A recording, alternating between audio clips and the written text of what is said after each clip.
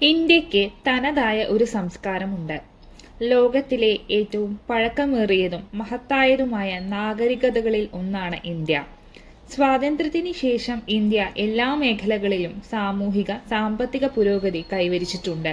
ലോകത്തിലെ 7ാമത്തെ വലിയ രാജ്യമെന്ന നിലയിൽ ഇന്ത്യ ഏഷ്യയുടെ മറ്റു ഭാഗങ്ങളിൽ നിന്നും വേറിട്ട് നിൽക്കുന്നു. ഇത് രാജ്യത്തിന് ഒരു പ്രത്യേകമായ ഭൂമിശാസ്ത്രപരമായ അസ്തിത്വം നൽകുന്നു. ഇന്ത്യയെക്കുറിച്ചുള്ള രസകരമായ ചില വസ്തുതകൾ നമുക്ക് ഈ വീഡിയോയിലൂടെ നോക്കാം.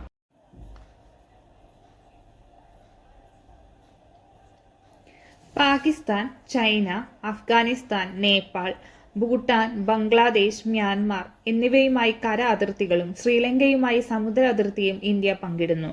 കൂടാതെ പടിഞ്ഞാറ് അറബിക്കടലും കിഴക്ക് ബംഗാൾ ഉൾക്കടലും തെക്ക് ഇന്ത്യൻ മഹാസമുദ്രവും സ്ഥിതി ചെയ്യുന്നു.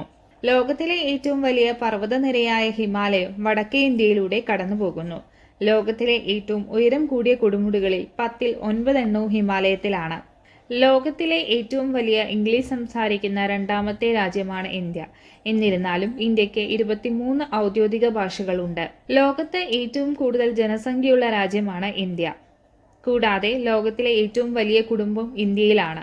39 ഭാര്യമാരും 94 കുട്ടികളും 33 പേരക്കുട്ടികളുമുള്ള ക്രിസ്ത്യൻ വിഭാഗം നേതാവ് മിസ്റ്റർ സിയോണ ചാനയ്ക്കാണ് ലോകത്തിലെ ഏറ്റവും വലിയ കുടുംബമുള്ളത്. ഈ കുടുംബം മുഴുവൻ ഒറ്റ വീട്ടിലാണ് താമസിക്കുന്നത്. ഇന്ത്യയുടെ ആദ്യത്തെയും ഏക വനിതാ പ്രധാനമന്ത്രിയും ഇന്ദിരാഗാന്ധിയായിരുന്നു. ഇന്ദിരാഗാന്ധി തുടർച്ചയായി 3 തവണ സേവനമനുഷ്ഠിച്ചിട്ടുണ്ടെങ്കിലും 1984 വധിക്കപ്പെട്ടു. ലോകത്തിലെ 17 മെഗാ ജൈവ വൈവിധ്യ രാജ്യങ്ങളിൽ ഒന്നാണ് ഇന്ത്യ.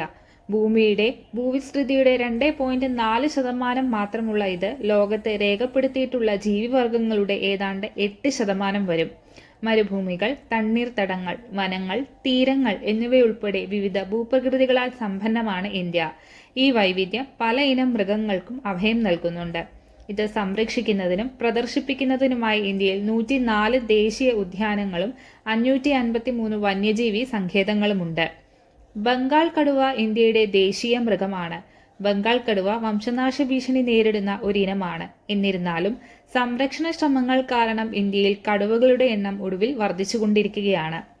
സിംഹവും കടുവയും ഉള്ള ലോകത്തിലെ ഏക രാജ്യമാണ് ഇന്ത്യ. 50 കടുവാ സങ്കേതങ്ങളും 3000-ലധികം കടുവകളുമുള്ള ഇന്ത്യയിൽ കടുവകളുടെ ജനസംഖ്യയുടെ 70%-ലധികം ഉണ്ട്. കോർബറ്റ് ടൈഗർ റിസർവിലാണ് ഏറ്റവും കൂടുതൽ ബംഗാൾ കടുവകൾ ഉള്ളത്. 6500 അടി ഉയരത്തിൽ ജീവിക്കുന്ന ഒരു ആടാണ് നീലഗിരി താർ. ലോകത്തിലെ ഏറ്റവും വലിയ ജനസംഖ്യയുള്ള കേരളത്തിലെ ഇരവികുളം ദേശീയോദ്യാനത്തിലാണ് ഇന്ത്യയിൽ നീലഗിരി താറിനെ കാണാൻ സാധിക്കുന്നത്. ഗംഗാനദി ഡോൾഫിൻ ഇന്ത്യയുടെ ദേശീയ ജലജീവിയാണ്. വംശനാശ ഭീഷണി നേരിടുന്ന ഒരിനമാണ് ഗംഗാനദി ഡോൾഫിൻ. ഒരു കാലത്ത് ഗംഗ, ബ്രഹ്മപുത്ര നദികളിൽ സമുദ്രമായിരുന്നു ഇത്. ശുദ്ധജലത്തിന്റെ ഒഴുക്ക് കുറഞ്ഞതോടെ അവയുടെ എണ്ണം ഗണ്യമായി കുറഞ്ഞു. ലോകത്തിലെ ഏറ്റവും അപൂർവമായ പൂക്കളിലൊന്നായ നീലക്കുറിഞ്ഞി ഇന്ത്യയുടെ തെക്ക് പടിഞ്ഞാറൻ സംസ്ഥാനമായ കേരളത്തിൽ 12 വർഷത്തിലൊരിക്കൽ മാത്രം പൂക്കുന്നു.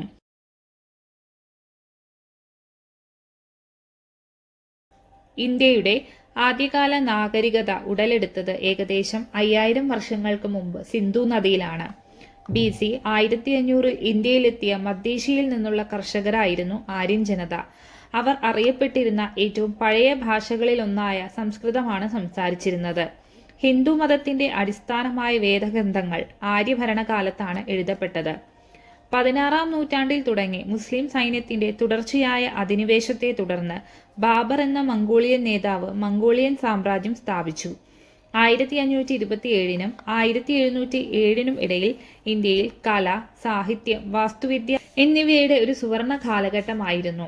മംഗോളിയക്കാർ റോഡുകളും പള്ളികളും പൂന്തോട്ടങ്ങളും മഹത്തായ താജ്മഹൽ ഉൾപ്പെടെയുള്ള വിവിധ ശവകുടീരങ്ങളും നിർമ്മിച്ചു. മംഗോളിയൻ ചക്രവർത്തിയായ ഷാജഹാന്റെ ഭാര്യയുടെ ബഹുമാനാർത്ഥം താജ്മഹൽ പണിതതാണ്. ഷാജഹാന് നിരവധി ഭാര്യമാരുണ്ടായിരുന്നു. അവരെയും അതേ സമുച്ചയത്തിൽ അടക്കം ചെയ്തിട്ടുണ്ട്. എന്നാൽ താജ്മഹൽ നിർമ്മിച്ചത് പ്രസവ സമയത്ത് മരിച്ച തന്റെ പ്രിയപ്പെട്ട ഭാര്യ മുംതാസിന് വേണ്ടിയാണ്. 2007-ലെ കണക്കനുസരിച്ച് ലോകത്തിലെ പുതിയ 7 അത്ഭുതങ്ങളിൽ ഒന്നാണ് താജ്മഹൽ. 1983-ൽ യുനെസ്കോയുടെ ലോക പൈതൃക സ്ഥലമായി ഇത് അംഗീകരിക്കപ്പെട്ടു. 1400-കളുടെ അവസാനത്തിൽ യൂറോപ്യന്മാർ ഇന്ത്യയിലെത്തി വ്യാപാര കമ്പനികൾ സ്ഥാപിക്കാൻ തുടങ്ങി. 1757 ബ്രിട്ടൻ രാജ്യത്തിന്റെ ഭൂരിഭാഗവും നിയന്ത്രണത്തിലാക്കി. ബ്രിട്ടീഷ് ഭരണത്തിനെതിരായ പ്രക്ഷോഭങ്ങൾ 1856 ആരംഭിച്ചു. ബ്രിട്ടീഷ് ഭരണത്തെ എതിർത്ത ഏറ്റവും പ്രശസ്തനായ വ്യക്തികളിലൊരാളായ മഹാത്മാഗാന്ധി 1920കളിൽ ബ്രിട്ടീഷുകാരെ പുറത്താക്കാൻ അഹിംസാത്മകമായ പ്രതിഷേധം ആരംഭിച്ചു. ഇന്ത്യയിലെ മതകലഹങ്ങൾ അവസാനിപ്പിക്കാനുള്ള ശ്രമത്തിൽ അദ്ദേഹം ഉപവാസവും പ്രശ്നബാധിത പ്രദേശങ്ങൾ സന്ദർശിക്കുകയും ചെയ്തു. 1947 ബ്രിട്ടീഷ് ഭരണത്തിൽ നിന്ന് ഇന്ത്യ സ്വാതന്ത്ര്യം നേടി.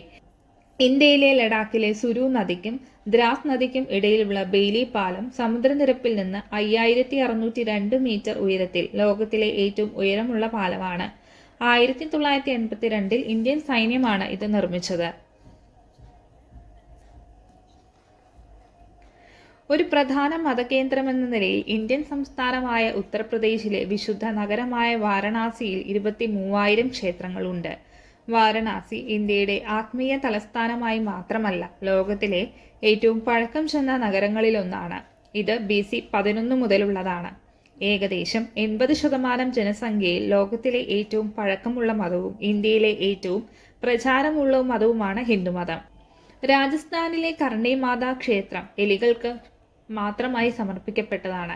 എല്ലാ സമയത്തും ക്ഷേത്രത്തിന് ചുറ്റും ആയിരക്കണക്കിന് എലികളെ കാണാൻ സാധിക്കും. 2 ജനപ്രിയ ബോർഡ് ഗെയിമുകൾ, ചെസ്സും പാമ്പും ഗോവണികളും രണ്ടും ഇന്ത്യയിൽ നിന്നാണ് ഉത്ഭവിച്ചത്. ഇന്ത്യയിൽ പശു സംരക്ഷണ നിയമമുണ്ട്. ഇത് ഹിന്ദു മതത്തിൽ നിന്നാണ് ഉരുത്തിരിഞ്ഞത്. പശു ദൈവികവും പ്രകൃതിദത്തവുമായ നന്മയുടെ പ്രതിനിധിയാണെന്നും അതിനാൽ സംരക്ഷിക്കപ്പെടുകയും ആരാധിക്കപ്പെടുകയും വേണം എന്ന വിശ്വാസവുമുണ്ട്. ഹിമാചൽ പ്രദേശിലെ ചൈലിലുള്ള ചൈൽ ക്രിക്കറ്റ് ഗ്രൗണ്ട് ലോകത്തിലെ ഏറ്റവും ഉയരം കൂടിയ ക്രിക്കറ്റ് ഗ്രൗണ്ടാണ്. 19ാം നൂറ്റാണ്ടിൽ നിർമ്മിച്ച പ്രശസ്തമായ ചൈൽ മിലിറ്ററി സ്കൂളിന്റെ ഭാഗമാണ് ഇത്. 2444 മീറ്റർ ഉയരത്തിലാണ് ഇത് സ്ഥിതി ചെയ്യുന്നത്. അമൃത്സറിലെ സുവർണ ക്ഷേത്രം 1,00,000 പേർക്ക് വംശമോ മതമോ വർഗമോ പരിഗണിക്കാതെ സൗജന്യമായി എല്ലാ ദിവസവും ആഹാരം നൽകുന്നു. ഭൂമിയിലെ ഏറ്റവും ഈർപ്പമുള്ള ജനവാസം സ്ഥലമാണ് ഇന്ത്യ. പ്രത്യേകിച്ച് ഇന്ത്യയിലെ മേഘാലയ സംസ്ഥാനത്ത് സ്ഥിതി ചെയ്യുന്ന മൗസിൻറാം ഭൂമിയിലെ ഏറ്റവും ഈർപ്പമുള്ള സ്ഥലമാണ്. 11,871 മില്ലിമീറ്റർ വാർഷിക മഴയാണ് ഇവിടെ ലഭിക്കുന്നത്. ഇത് ലോകത്തിലെ ഏറ്റവും ഈർപ്പമുള്ള സ്ഥലത്തിനുള്ള റെക്കോർഡ് പട്ടം ഈ ഗ്രാമത്തിന് നേടിക്കൊടുത്തു. വേനൽക്കാലത്ത് ഇന്ത്യയിലെ ശരാശരി താപനില ഏകദേശം 32 മുതൽ 40 ഡിഗ്രി സെൽഷ്യസ് വരെയാണ്. ഇന്ത്യ അതിൻ്റെ മൺസൂൺ കാലത്തിന് പേര് കേട്ടതാണ്. തെക്ക് പടിഞ്ഞാറൻ മൺസൂണും വടക്ക് കിഴക്കൻ മൺസൂണും.